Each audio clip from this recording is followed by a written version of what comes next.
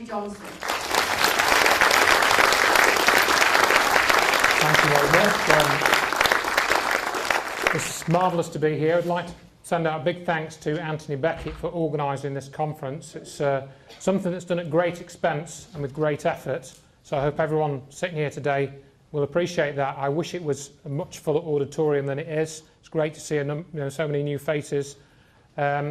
I haven't really got much to add to the introduction that Frankie so excellently gave us. I just completely forgot in the mix of everything to set up my PC audio, so I'm hoping, I don't know if the PC audio is going to work because I've got some audio clips which I'm not sure if it's been fed through the audio system at the moment. I don't know if Frankie could track down Anthony just to help me check that later. But what I'm going to talk about today is anti-gravity technology and my sort of research into that, which started in about 2004. Let's see if I can get this video clip to play. A lot of people talk about conspiracies over a shadow government. I'm willing to testify before Congress that these black operations do exist. I nearly became part of it. But I saw the light, I think. Or was it? And I got out. And that's it. We have to disclose what we know. And I am willing to testify before Congress under oath, or before any other organization, that what I witnessed was true. I have heard astounding things, not only from this colonel, okay, but also probably the highest rank was a retired 3-star general, lieutenant general in the Air Force. And he knew another guy that I was in contact with, and this other guy claims that he worked 7 years on the U.S. anti-gravity program. And I have a fraction of what he told me, and I've got it tape recorded. It's true. Whoa. What a sham the space program is. Basically, this clip is a chap called John Maynard talking about what are called black projects. Right? John Maynard was a Disclosure Project witness, as you can see the date there, at least the text is useful. And he said that he became aware that black projects were real. There really was a large amount of money being secretly spent on research projects. And he was prepared to testify before Congress or any other organisation that what he witnessed was true. This is a chap called William Hamilton, speaking in 1998. He's a very well-regarded UFO researcher, got in touch with a lot of people, and he claims that he talked to a general who worked for 7 years on the US anti-gravity program. And he basically says, if half of what this guy said was true, then things like the space shuttle were just a complete, scam, basically. But in the presentation, we're going to look at these basic questions. What is gravity? What is anti-gravity? And what evidence is there that technology other than conventional aerospace technology exists which could be thought of as being anti-gravity or something attempted to control gravity? We're going to look at some of the history of anti-gravity research, some of the research of Nick Cook, the Hutchison effect, which is very important in this, and I didn't realise how important until about 4 years after I first put this presentation together. Some anti-gravity experiments we're going to touch on, which have already been done. We're going to look at Coral Castle in Florida, and we're going to look at alleged black projects in the USA to an extent, sightings of flying triangles, and we're going to look at hints of new technology which have come from NASA if we have time. This is really a 2-hour presentation, so you're going to have to hang on to your hats because we're going to go through this at something of breakneck speed.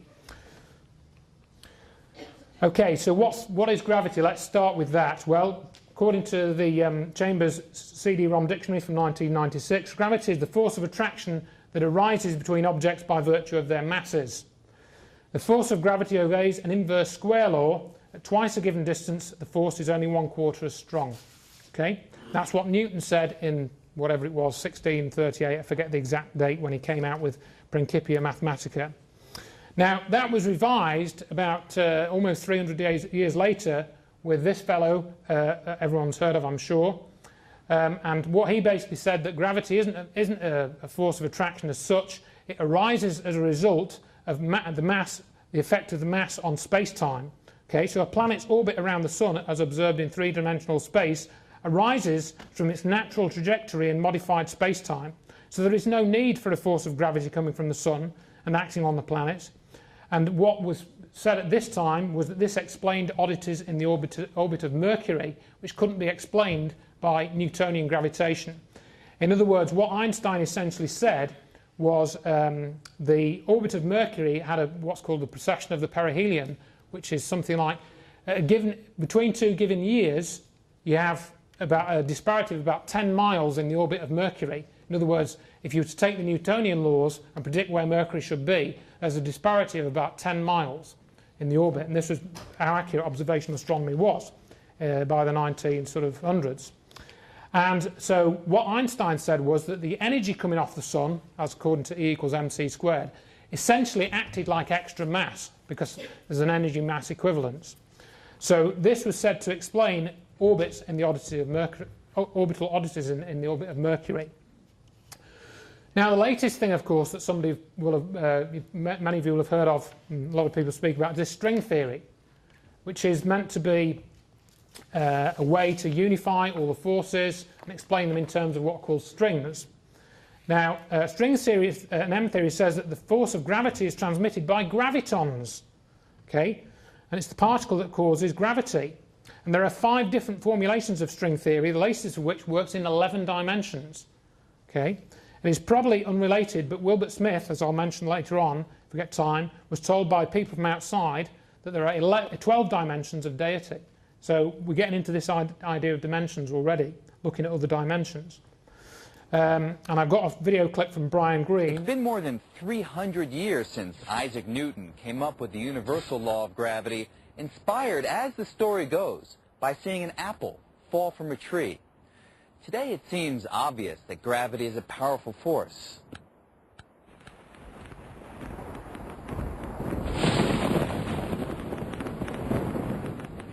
It would seem to most people that gravity is a very important force. It's very strong. It's very hard to get up in the morning, stand up, and when things fall, they break because gravity is strong.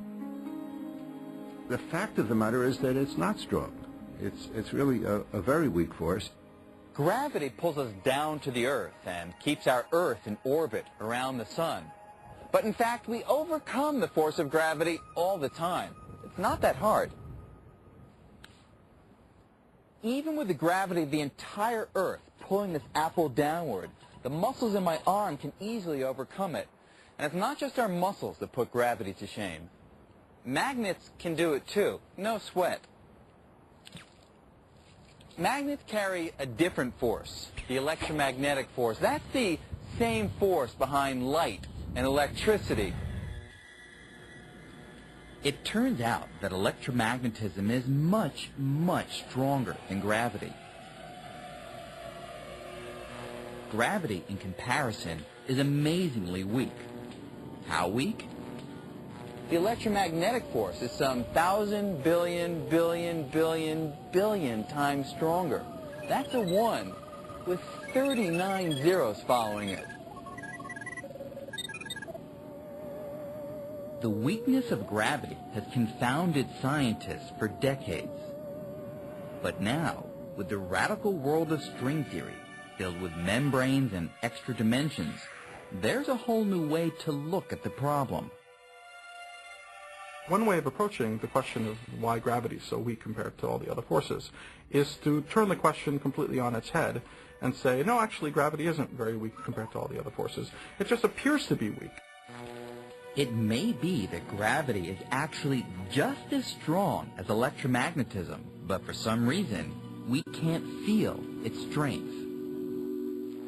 Consider a pool table, a very large pool table. Think of the surface of the pool table as representing our three-dimensional universe, although it is just two-dimensional.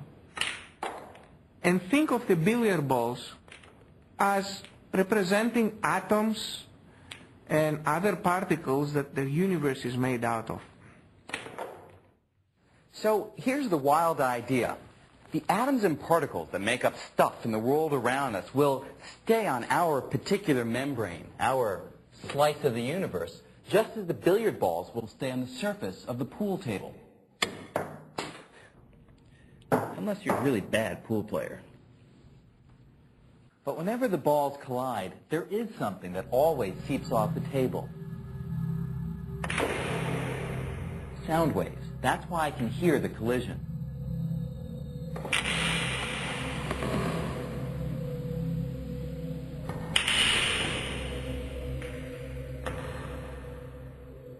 Now, the idea is that gravity might be like the sound waves. It might not be confined to our membrane. It might be able to seep off our part of the universe.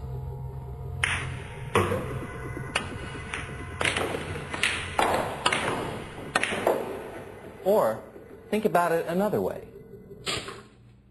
Instead of pool tables, let's go back to bread. Imagine that our universe is like this slice of toast, and that you and me and all of matter, light itself, everything we see is like jelly. Now, jelly can move freely on the surface of the toast, but otherwise it's stuck. It can't leave the surface itself. But what if gravity were different? What if gravity were more like cinnamon and sugar? Now, this stuff isn't sticky at all, so it easily slides right off the surface.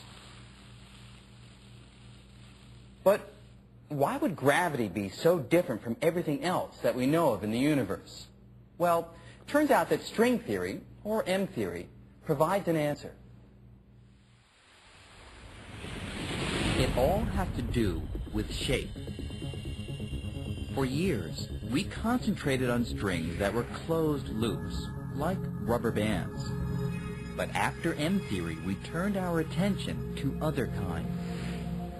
Now we think that everything we see around us, like matter and light, is made of open-ended strings. And the ends of each string are tied down to our three-dimensional membrane. But closed loops of string do exist. And one kind is responsible for gravity. It's called a graviton. With closed loops, there are no loose ends to tie down, so gravitons are free to escape into the other dimensions, diluting the strength of gravity and making it seem weaker than the other forces of nature. This suggests an intriguing possibility. If we do live on a membrane, and there are parallel universes on other membranes near us, we may never see them. But perhaps we could one day feel them. And this was from a 2004 documentary about these, it's called Welcome to the 11th Dimension, all about string theory. What essentially he says in that clip is gravity is weak in comparison to the other forces of nature. String theory suggests then that gravity may be similar to the other forces, part of its force acts in another dimension. So actually considering that we've got an extra dimensional component to gravity which we can't directly measure with any experimental equipment. Alternatively, it may be force leaking from another dimension into our own. This is actually what is spoken of in string theory. You can go and check this out if you wish. And this could account for it being difficult to measure the gravitational constant accurately, which is one of the things which is said in physics. Gravitational constant is 6.67 times 10 to the minus 11, and that's the G in Newton's equation. Though string theory seems to be the most popular as a way of explaining gravity, there is also another competing theory called loop quantum gravity. But it's all tied up in sort of, various sort of mathematical laws. It's very, very complicated, and only a few people in the world can understand it. Now, I think, from what I've read and from what experiments other people have done, which are not really talked about very much, that gravity is not what we think it is. So what is not an anti-gravity device or an anti-gravity device? What is not anti-gravity or an anti-gravity device, I should say? Well, I had an argument with somebody once. They'll say, well, a chair's an anti-gravity device. No, it's not an anti-gravity device. It doesn't change the local force of gravity or anything like that. It just merely resists the force of gravity when you're sitting on it. Okay, so a chair is not an anti-gravity device. A balloon is not an anti-gravity device. Okay, and that floats because of mass displacement, which is Archimedes' principle. A propeller or rocket engine is not an anti-gravity device. It works by displacing mass from one place to another, which is where you suck a large volume of air in at the front of the jet engine and eject it out of the back at high speed. An ion engine is not an anti-gravity device either. It works by mass displacement as well. It's just more efficient than sort of a jet engine or chemical rockets. Okay. So, none of those things are anti-gravity devices that I showed on that page. However, I believe that these things are, I would say, anti-gravity devices. Any device or method capable of changing the local gravitational field strength or having the effect of reducing an object's weight. Okay? There's no propellant involved. That's basically the difference. There's no propellant involved. And another term for anti-gravity might be gravity control. This is, some people don't like the phrase anti-gravity. So, general characteristics of anti-gravity devices and experiments, which you see if you look into this as I have, you'll see these sort of themes recurring. Devices spinning very quickly or having spinning components at high speed. This is one common thing that repeatedly comes up. Feeding in high voltages, for example, millions of volts or tens of thousands of volts. Electrogravitics, there's a whole field of research involved with that, which even NASA have sort of done some work in as well. Using strong magnetic fields as well, that's another thing which seems to be done quite regularly in these experiments, and that's called magnetogravitics. And high-frequency oscillations of electric current or magnetic fields, so you can combine them both. And that also seems to produce certain effects when you do it at high enough frequency. When you get up to revolution speeds in excess of 20,000 revolutions per minute, that's when these effects start to come out. The clips I've got there at the bottom, the one on the left is a simulation of Gordon Cooper's sighting from 1955, where he took a film, his team filmed an object landing at Edwards Air Force Base. 3 legs came out and landed on the dry lake bed. They filmed it, and then it took off, and the film was classified, taken away, and it was never seen again. And that's from Gordon Cooper, Mercury astronaut, which is a whole other story in itself. So I'll have a look at a brief history of some of the anti-gravity research that's been done. So racing through this pretty quickly. Now, I think this may have even started in the early days of electric power, even as early as 1900. According to Nick Cook's research, which we're going to mention a few times here, there was discussion of the subject among various groups of scientists until about 1956, when it seemed to become the subject of ridicule and/or it went underground. And the thing I haven't put on the slide here is Project Winterhaven. People want to go and look up about Project Winterhaven. That seems to have been a watershed time. Up until that point, all the major aircraft companies up until 1956 were doing serious research into anti-gravity technology, and then at that point went underground, and it was basically ridiculed from that point onwards. Now, 2 prominent names in this that come out are, of course, Nikola Tesla and Thomas Townsend Brown. Now, Tesla, of course, everyone knows about. He invented the AC current system, which powers everything here now. He also did a lot of other experiments. He also probably did the world's first X-ray photograph. Not a lot of people know that. Much of Marconi's work seems to have been based on some of Tesla's experiments, so it appears that Tesla may have even did what Marconi did before he did it. So on and on, we have a unit of magnetic flux, which is called the Tesla. That's about the only time you'll hear about Tesla in modern-day physics, really. You don't hear much about him. I'm not going to go into him much because there's a whole lot of other stuff that he got into, wireless transmission of power, radiant energy, all this sort of thing.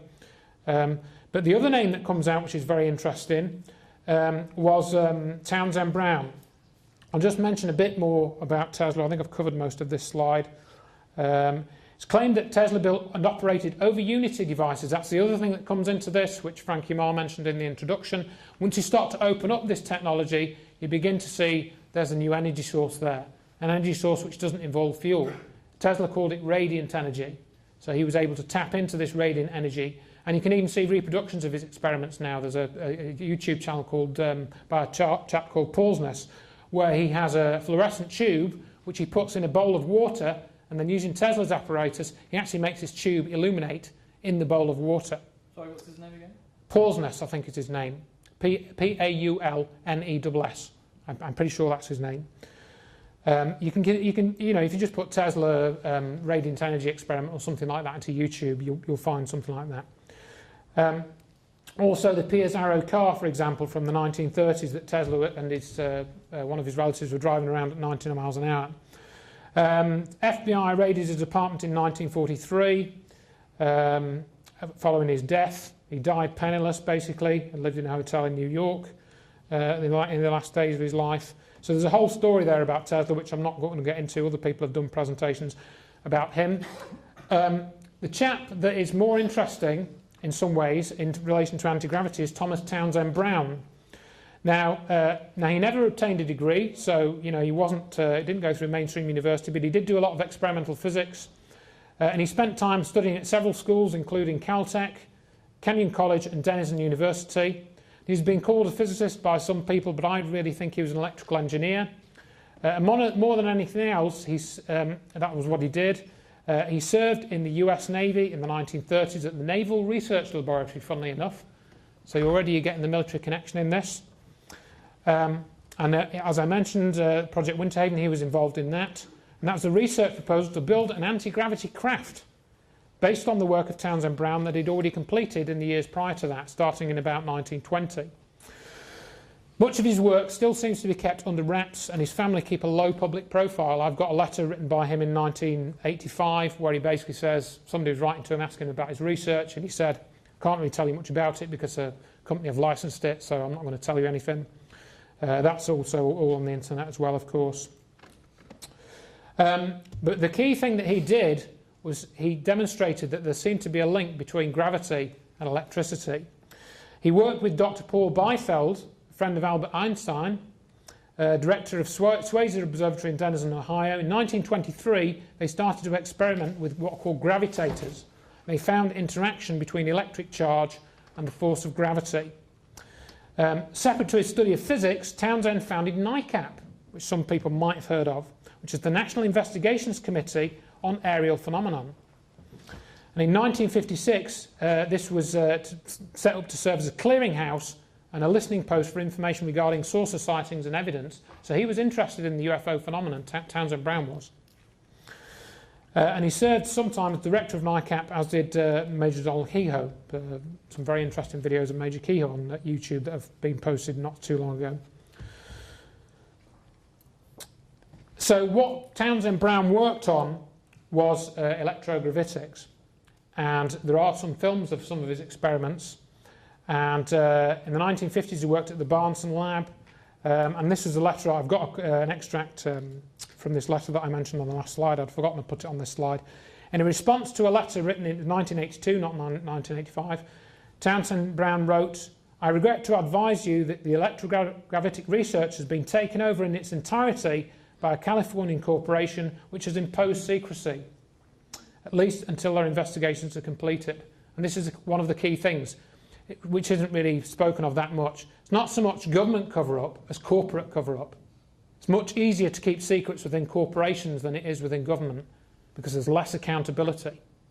And when the government gives vast sums of money to private corporations, and you're going to see the results of that and what that causes to happen. And it's very, very grave, and most people probably haven't heard of it, and you will hear of it today. But going back to the actual effect that was behind Townsend Brown's work, it was originally discovered when they were working on high voltage X-ray tubes. They moved excessively when turned on and off. As some of you may know, to generate X-rays you need at least 25 kilovolts. Once you go up above that voltage you start to get X-rays coming out of your equipment when you get the electrons accelerating and hitting a target of some kind. But then when they were switching these things on and off, they were noticing they were juddering about more than they should be. So we're going to come back to that. Now, Nick Cook wrote a very important book in about year 2000. I've got a video clip from his documentary as well called The Hunt for Zero Point. Recommend everyone try and get hold of a copy of this. You probably get it for a couple of quid off Amazon now, second hand.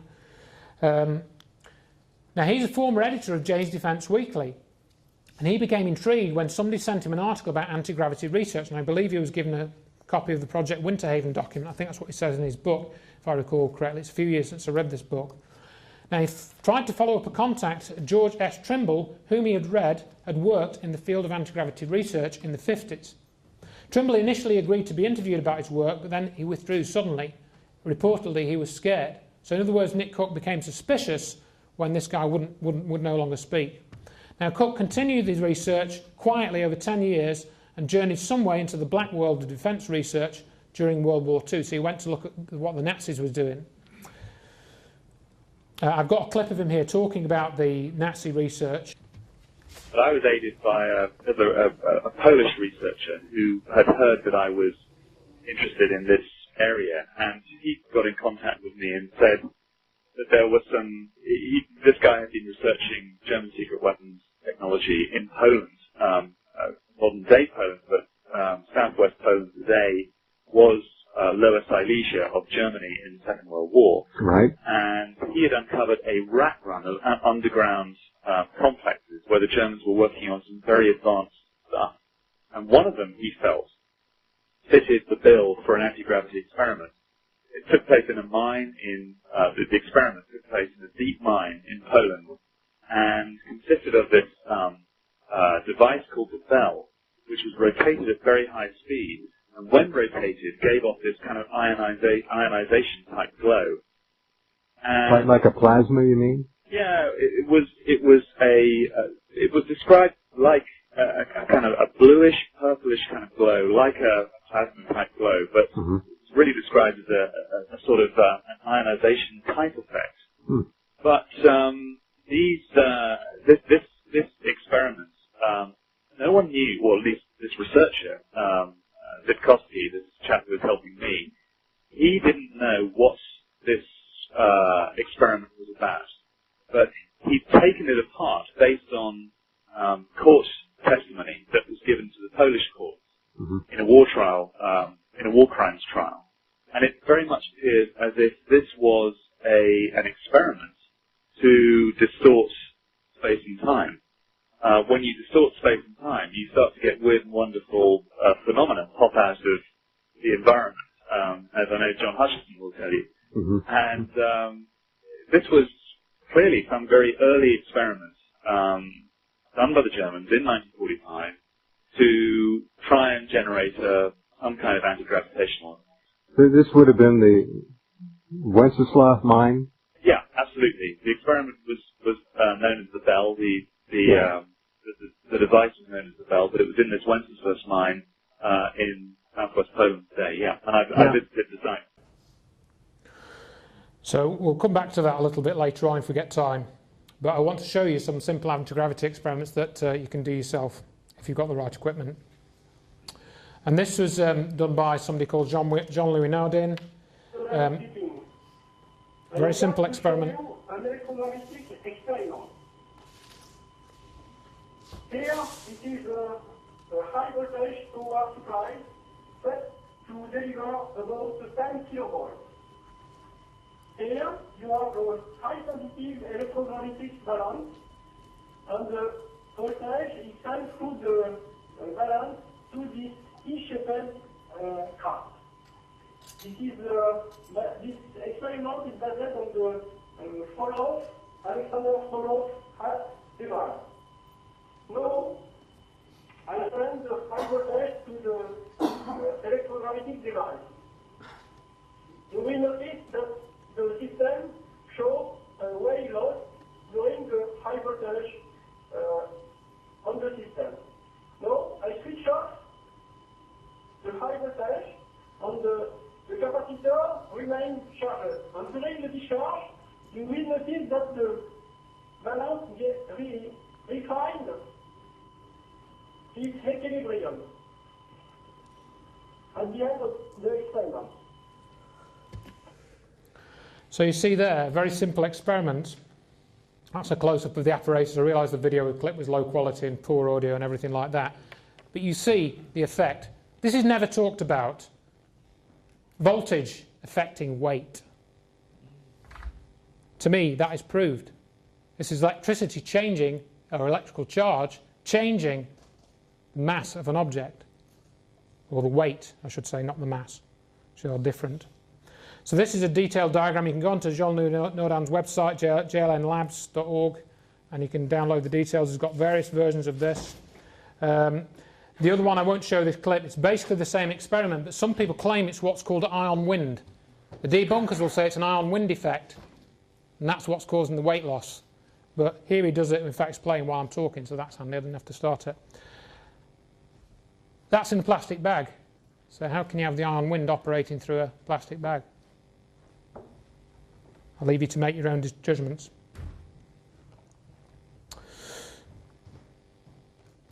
Yeah, ion wind, I've just mentioned that.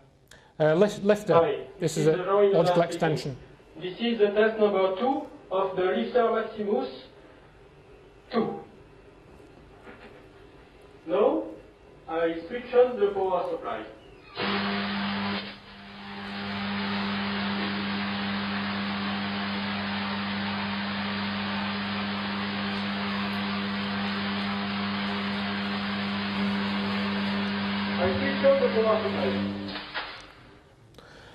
Electricity turned directly into thrust. Ah, now then. Now we get really interested in the Hutchison effect. Oh, yes. This is the name given to what appeared in the video. Oh, in fact, I haven't shown the video clip because, yeah, I haven't had a chance, but we're going to see it again shortly anyway, so I don't need to. Now, I'll go back to Nick Cook again. In his research into the anti-gravity stuff in the hunt for 0 point, he was told by Boyd Bushman, I think I've got a clip of him later, we might see if we've got time, to go and see John Hutchison in Canada. And this documentary was aired in 1999. Now I'm just again wary of time. Now he should take a trip to Vancouver. Hutchison can produce levitation effects with between 75 watts and 1.5 kilowatts of power. And in 2008, I'll show you this clip later, he reproduced this levitation effect as a part of a challenge to him by somebody that I'm familiar with. One of the other effects that's seen with John Hutchison's experiments, he's got 500 pounds of metal samples, 500 pounds. Even Dennis Kucinich, the US congressman, or whatever he is, he's got a sample of the material. You can see in the bottom of the pitch here, we're going to see some more rather disturbing examples of what this can cause later on.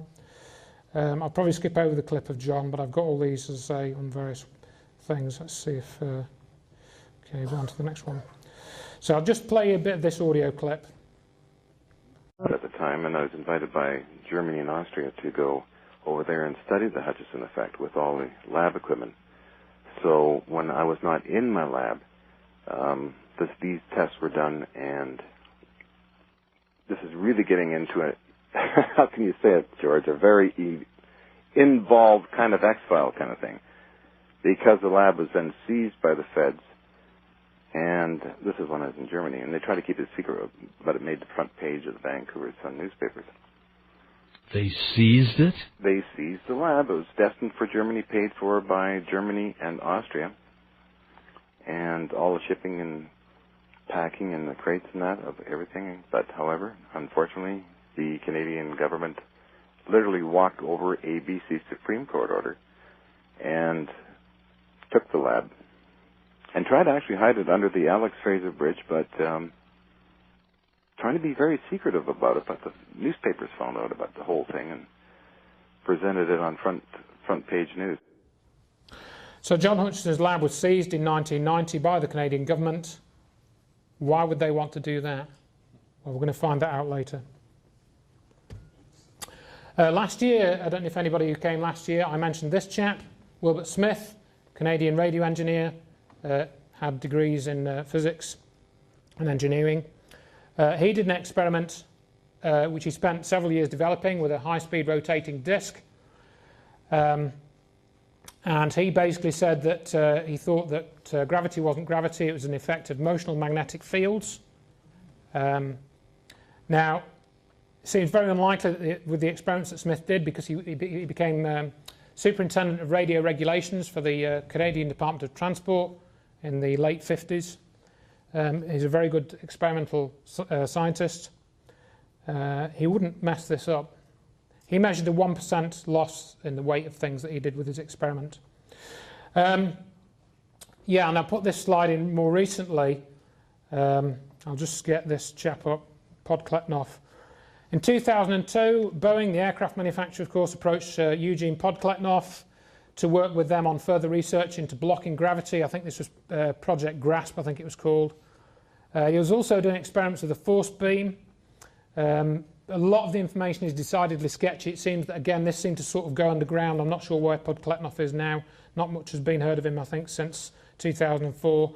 Ning Lee, she worked at the University of Alabama. She's also seems to have disappeared, sort of, or gone off the radar screen. I've got a clip of Podkletnov. Again, the audio quality is not great, but we'll give it a go. You'd mentioned in one of your papers a 20-pound or approximately 20-pound beam of force, if I remember correctly. Yes. That's been capturing a lot of interest lately. You know, the media was initially interested in the rotating superconductor, and eventually it ran its course, at least in the American media, and they weren't sure where to go with it. But, you know, the second experiment didn't quite grab the media in the same way, and I think the reason was they just weren't really prepared for it, they weren't looking for it, but the results were much more profound. Instead of a 2% reduction in weight, you would actually notice a beam of force that was knocking over things in the lab, right? Yes, so we are in fact discussing two types of experiments that I made during the last 10 years. The first experiment was with high-speed rotating ceramic discs made of superconductors.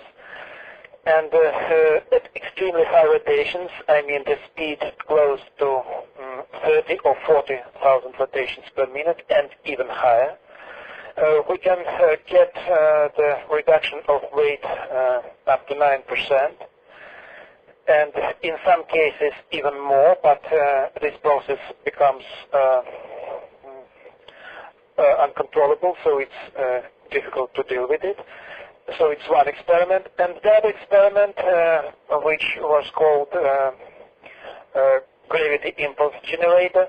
This is also a special superconducting material which is put into magnetic field, and then we have a high voltage discharge of several million volts, and then we can create a wave in the space.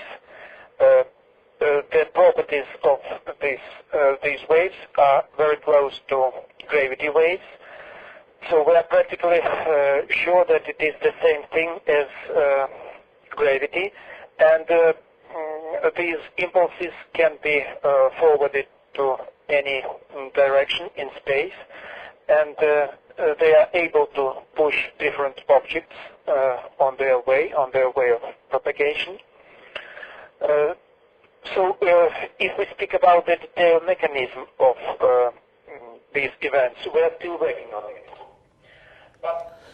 So you get the idea of that. Again, high voltage, rotating superconductors, same type of sort of things that are used in the experiments.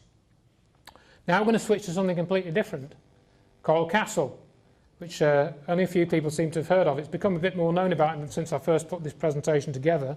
And I've got a news clip about it. I tried to get a better one for this talk today, but I couldn't find a better one. I've got an older news clip. I don't know when it was filmed. It's very low quality, I'm afraid, but hopefully you'll get the gist of it. It's basically Coral Castle. I think this was probably built using some type of anti-gravity levitation technique that Edward Leeds Scarling actually knew the secret of. He built this in secret, and it's a huge place for one man to have built anyway. I'm Todd Tongan, and tonight the 10 Taxi heads to Homestead and the Coral Castle. This South Florida tourist attraction not only wows visitors, but some age-old documents may provide some clues to a more efficient alternative energy source. The story's just ahead.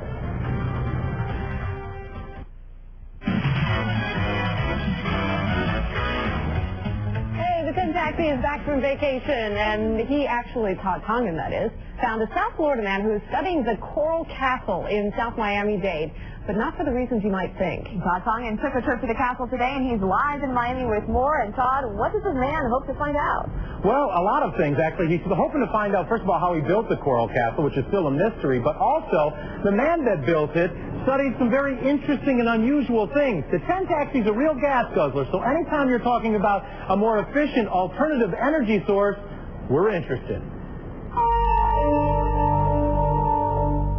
Homestead's Coral Castle is an engineering marvel that has been compared to Stonehenge and the Great Pyramids of Egypt. The 80-year-old castle took over 25 years to build, and all of it, all 1,100 tons of coral rock, was carved and created by one small man. Edward Leeds was a Latvian immigrant who built it as a monument to lost love, and he built it in complete secrecy. So how did just one man move all this coral rock by himself? Well, for modern-day engineers, it's still somewhat of a mystery, but one South Florida man thinks this door to the past could unlock an alternative energy source for the future. When Edward Leeds died, they found many of the tools he invented to build Coral Castle, but they also found copper wire, rudimentary generators, and assorted writings from the genius. You see, he was fascinated with the study of electromagnetic energy. Carlos Doles has spent the last 10 years studying and experimenting with Leeds theories. He even reproduced one of the genius's inventions. This device he called the perpetual motion holder. Essentially, this is a large electromagnet. Now, an electromagnetic generator is nothing new today, but 80 years ago it was quite innovative. And even today, Leeds device is considered a very unique design. By placing the coil on the radius of the wheel instead of the hub, he created faster RPMs, and in turn, more power. History's mystery of the Coral Castle may never be solved, but thanks to the man that built it, you never know. A future energy crisis could be. Now, Mr. Doles thinks that maybe Leeds even used magnets to move some of that coral rock. Just how, he's not sure. As far as that generator is concerned, it could be used in a wind generator almost immediately. And so far, there are no patents on file that look anything like Leeds invention. Interesting. Todd Tongan, Channel 10, Eyewitness News. So again, electricity and magnetism involved. You can download Leeds Scarling's book or notes, or whatever you want to call it, about magnetic current. It's available on various websites such as KeelyNet and whatnot. I've also got an article out there in a little booklet which summarises the story of Coral Castle. And that's somewhere you can go. You know, you can get on a plane, fly over there. It's like $12 to get in. Go and look around the place and see how you think it's possible that one man built it in secrecy. Black projects. Now, some people dismiss the idea that anti-gravity technology is being researched by US defence companies or the Air Force. But again, with Nick Cook's work, you can see, according to Boyd Bushman, who worked for Lockheed Martin, this is not the case. Perhaps the person who took me closest to believing in things I'd normally have thought were impossible was Boyd Bushman. He is a senior scientist for Lockheed Martin, the world's biggest defence contractor. In the quest for breakthroughs in aircraft propulsion, it was Bushman's job to think beyond the frontiers of what is known and understood.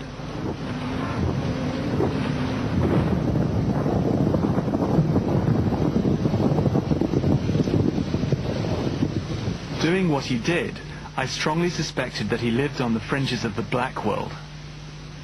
Perhaps nervous of what he could and couldn't say, he certainly seemed to talk in riddles. I believe that nature does not speak English. What nature tells us is what must be honored. It has been talking to us in many domains, and we have data sets that we're still trying to understand. But I can't talk to all the theoreticians because there don't exist theories where I am. What we have is wonderful, and it comes from miracles occurring. But that we will see will not be what we have. And I therefore tell my team, if you know anything, I really don't want to talk to you, because everything we know is already gone to production. Now, if there's something you kind of wonder, or if you think of, or etc., let's take those steps to the future. And that's what we always have to do, is walk literally. Kind of a lonely walk, but a very, very rewarding walk, to listen where languages are not taught and verbalization is not used. but we have to learn its language.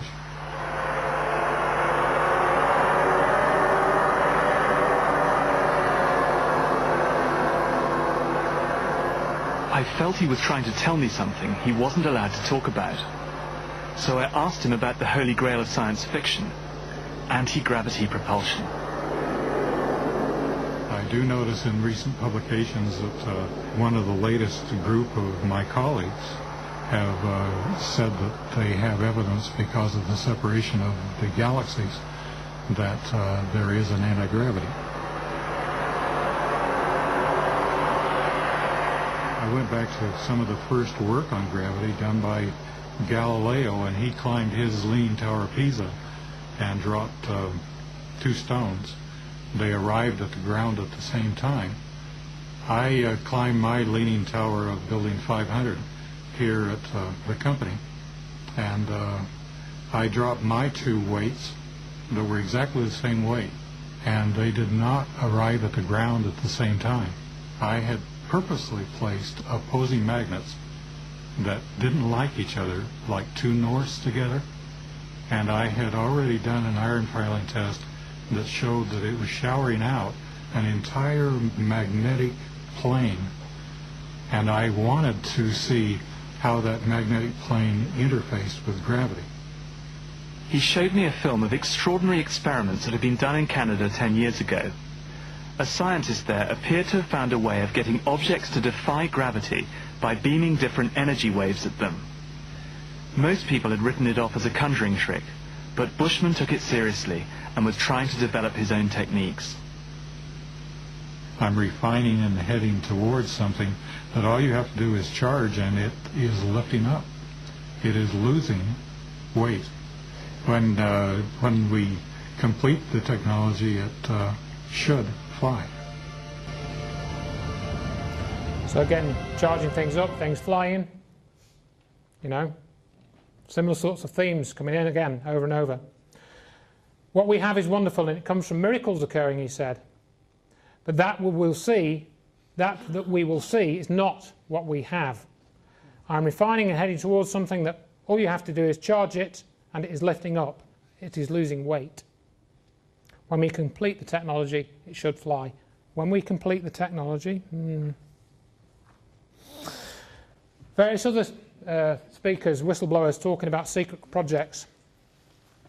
Mark McCandlish, Bob Lazar, a lot of people in here that might have heard his story. I've got a clip of him here. I'm not going to have time to play it, talking about the gravity amplifier that he found in the craft that he was supposed to have worked on.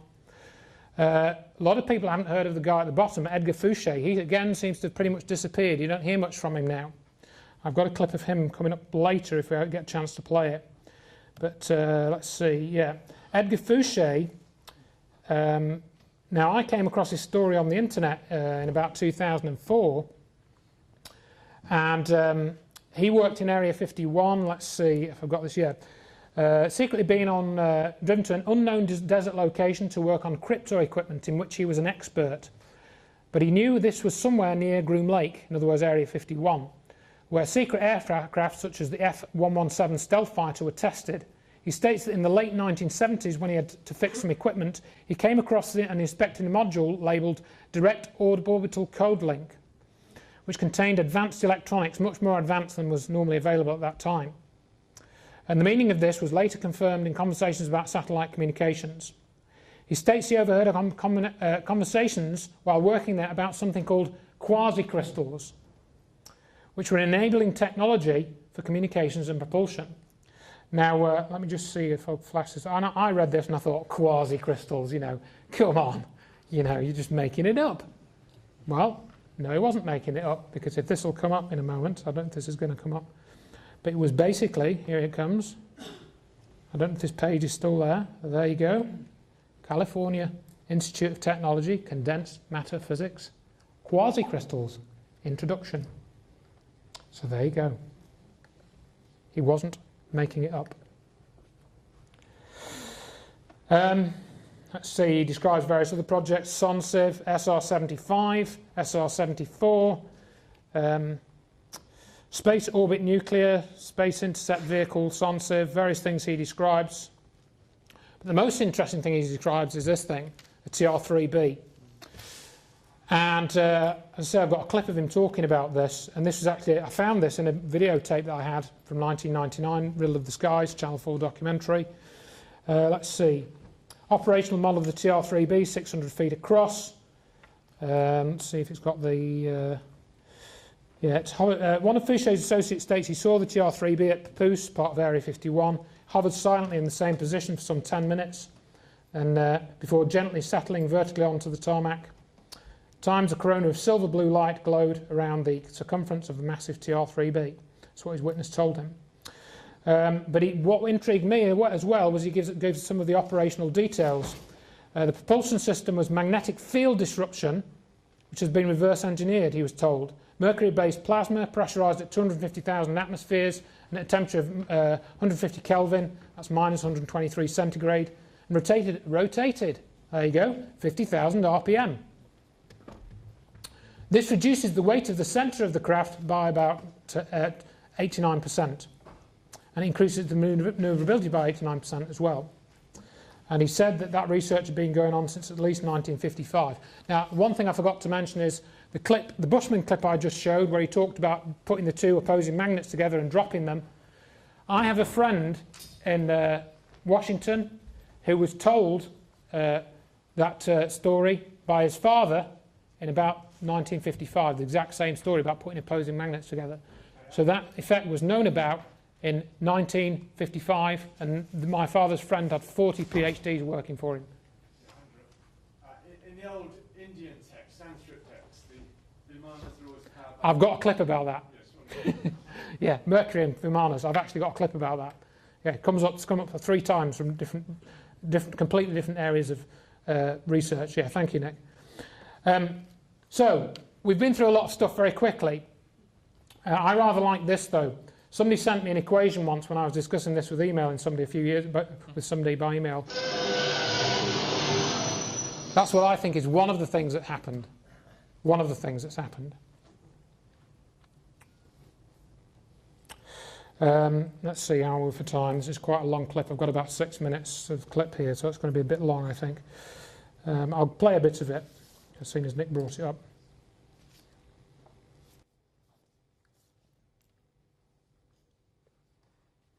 This is what really is startling, is that in 1908, the Royal Library of Baroda, which is in central India, they were going through a bunch of the old manuscripts in there, and some of them were 2,000 years old, and they found a book, and that book is called the Vaimanika Shastra, and it was written by a guy named Maharishi Bharadwaja, and he wrote this 2,000 years ago, and he said right in his book that he was compiling this from earlier books that were many, many thousands of years older than this, and that this book, the Vaimanika Shastra, was an entire book, George, that was all about Vimanas. Wow. So here was a book that wasn't just passingly mentioning these aerial ships of ancient India, but was just all about it in great detail. And in fact, it says that there were 4 types of Vimana, the Rukma Vimana, the Tripura Vimana, the Shakuna Vimana,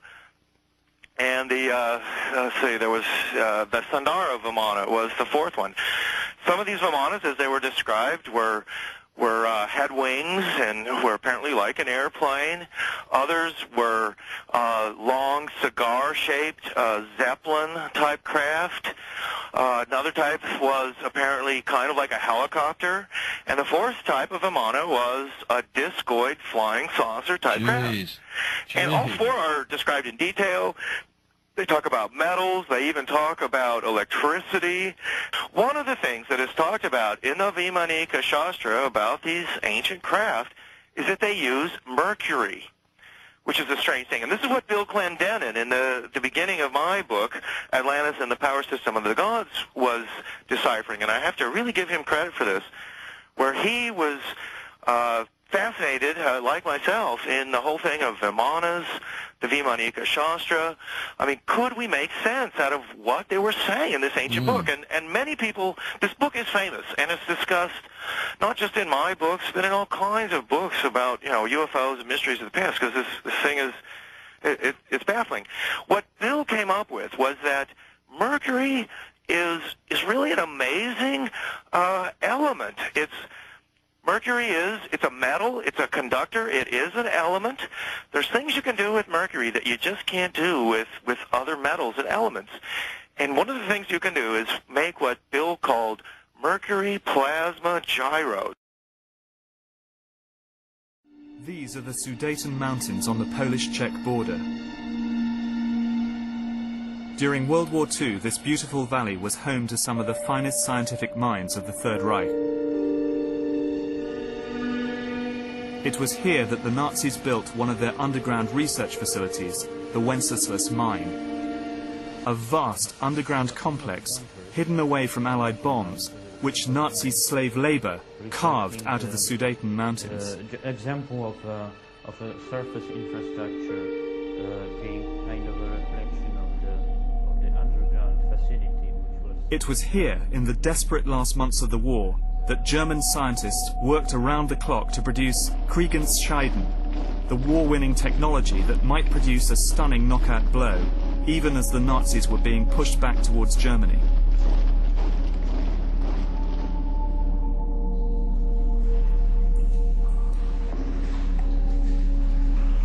We're now deep into the mountain. Not hundreds of meters, but several kilometers, in fact. This is several kilometers into the mountain. Yes. And this would have been a highly secure, impenetrable assembly site. Exactly, and the secrecy around this place was very exceptional, so that the Allies never found out about it. But the Allies did capture one man who knew all about this place, and he wasn't a token find. His name was SS General Jakob Sporenberg, and he was in charge of the technical program at the mine.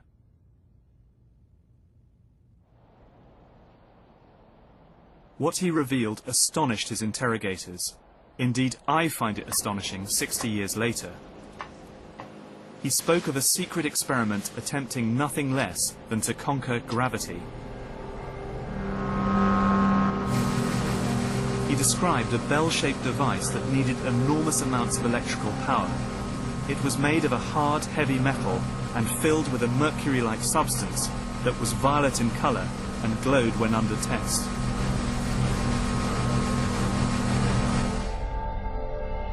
People who worked on the bell suffered from sleep problems and severe vertigo. 5 of the 7 scientists died while working on the project.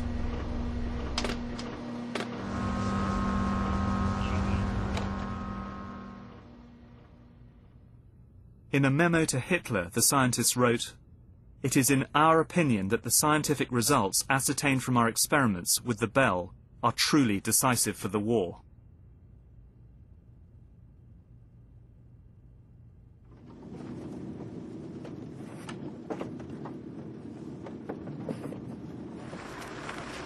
Experiments with the bell happened deep underground in the mine, but directly above it, on the surface, was this strange structure.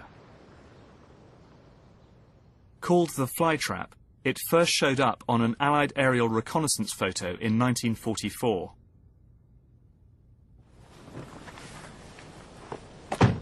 Igor Witkowski believes that the flytrap was a test rig for advanced propulsion technology. In other words, flying saucers. There is a extremely strong and thick steel reinforcement of the pillars, which means that it was to withstand some great forces working on it. How did it work? We don't know exactly, but we do know from Sporenberg's evidence that the bell was a revolutionary device, and the flytrap, designed as its test rig, was fed with underground cables running to the heart of the structure. Is it possible that the UFO sightings over Nazi Germany were related to this quest?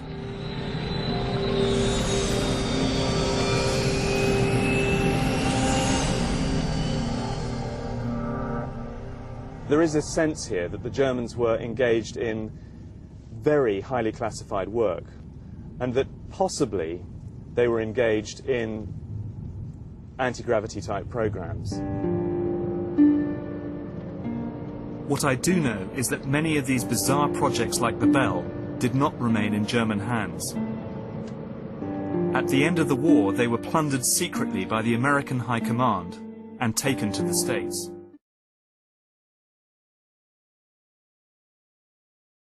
There are rumors that the Aurora project is responsible for many UFO sightings in the vicinity of Area 51. Ball-shaped craft and strange hovering lights. There are those who believe that Aurora has produced a revolutionary breakthrough in advanced technology. Edgar Fouché thinks he knows what it is. To me, the most fascinating vehicle from the Aurora program has been the TR-3B. It's a triangular-shaped vehicle. It uses a circular accelerator, as you imagine a circle within a triangle, that rotates a mercury-based plasma at 60,000 revolutions per minute, pressurized at 250,000 atmospheres, and supercooled to 150 degrees Kelvin. I absolutely believe that all the triangular-shaped vehicles that have been spotted belong to the U.S. government. The only thing that could outmaneuver a TR-3B would be the things we copied it from, which would be alien vehicles. There is no evidence that his TR-3B aircraft exists.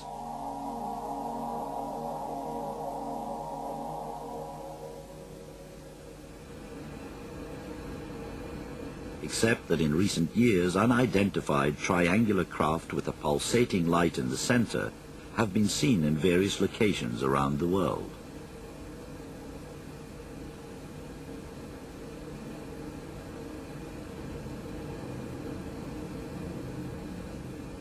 You have my word, whatever it's worth, that I trust my friends. I believe what I've seen, what they've seen and told me. And I believe this technology exists. I'm absolutely convinced. A couple more sightings. I've got a video here from Staffordshire. Video or photographic evidence, apart, of course, from the Bell. That's from 2002. Another thing to look at, John Leonard Walson, his videos, Far Above Space and Time. Check those out. What are they? What the hell are they? Very good question. Nobody seems to have any answers. I think this might be another one. I'm going to play a very brief clip of this from last year. This film has been tested and found to be genuine in terms of the effect of magnetic field from the craft on the tape, as you can clearly see on the video itself. It's one of the most amazing pieces of film that I've ever seen. It's been tested in a laboratory. Instead, we hear about these documents released from an archive at 50 years old. This doesn't get on the TV. Hints of new technology coming from NASA. Well, that was a very interesting story in itself. A link between gravity and magnetism. There's a Gravity Probe B. You can go and check that out. I'm running out of time now. I'm not going to play all of this clip. They had the mission to Mars briefings, 2004. Yes, 2004. They mentioned that the Air Force has a lot of technology. This video was then deleted a few months later. What's happened to the renewed space program?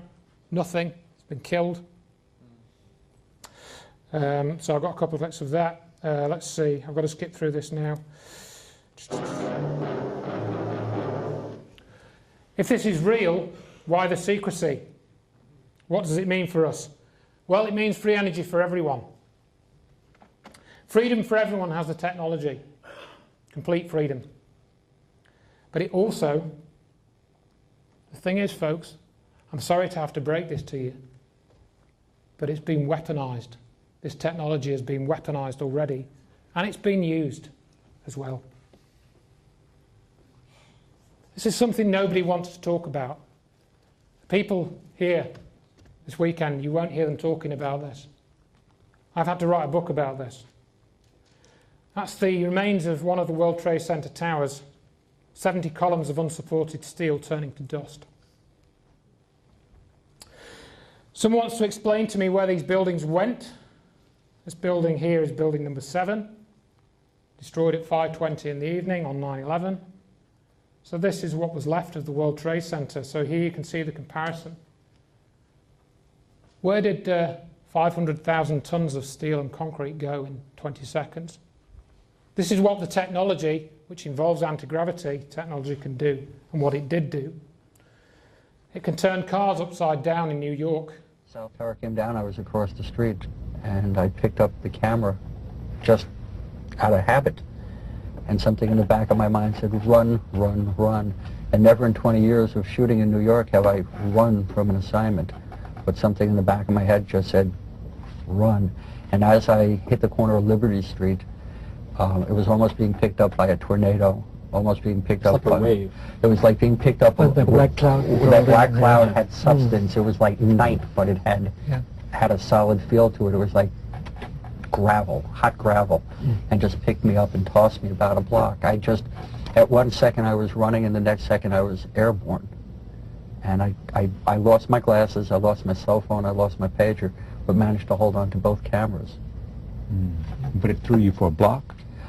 I was back down at Ground Zero last week and walked the area where I have a pretty good recollection of where I was and where I wound up. And it was just under a city block.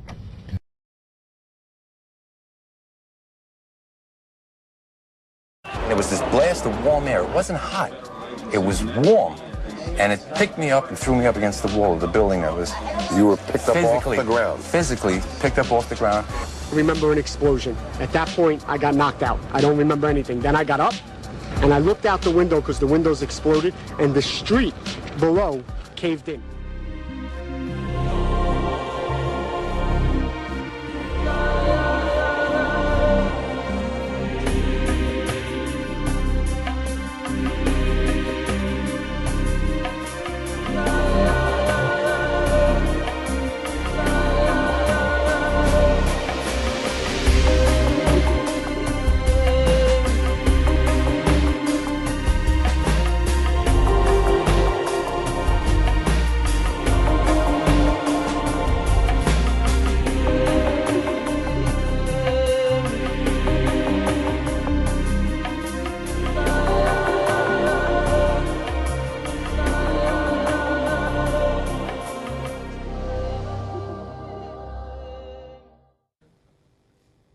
Here's a clip from 2008 from John Hutchison.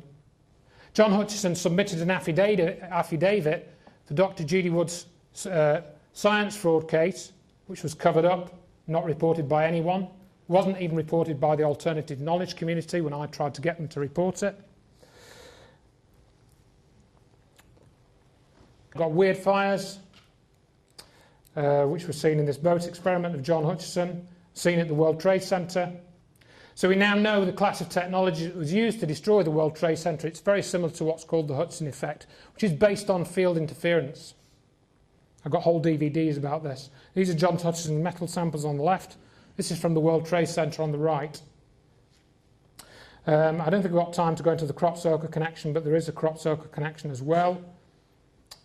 I've got to leave it there because we're just about to time now, 10:15. I've done it in an hour, which is far too quick. So you have to consider the evidence that I've shown you, what to make of it. Is it all a load of rubbish? Are all these UFOs just people mistakenly seeing things? Or are all the videos fake? Why have people tried to cover up the connection of the Hutchison effect to 9/11, which has been clearly documented by Dr. Judy Wood, who is a former professor of materials engineering science and mechanical engineering? You've got to consider all that evidence for yourself.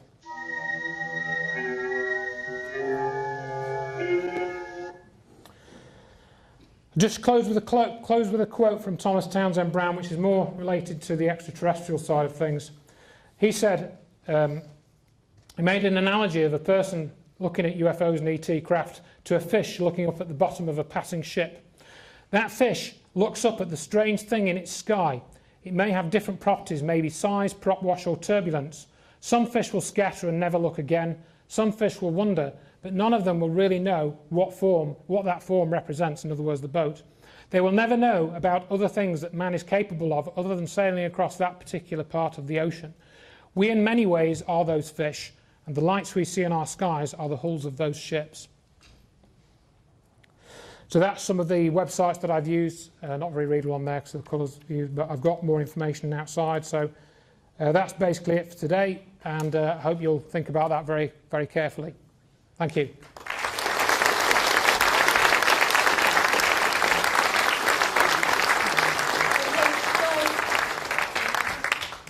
Thank you so much, Andrew. That was absolutely fascinating. And I know that I'm going to echo all of the speakers here today when I say that obviously I know for many of you, the information you hear is just a starting point, but you are encouraged to go away and do your own research and make up your own minds about the information that's being presented. We're now going to take a 15-minute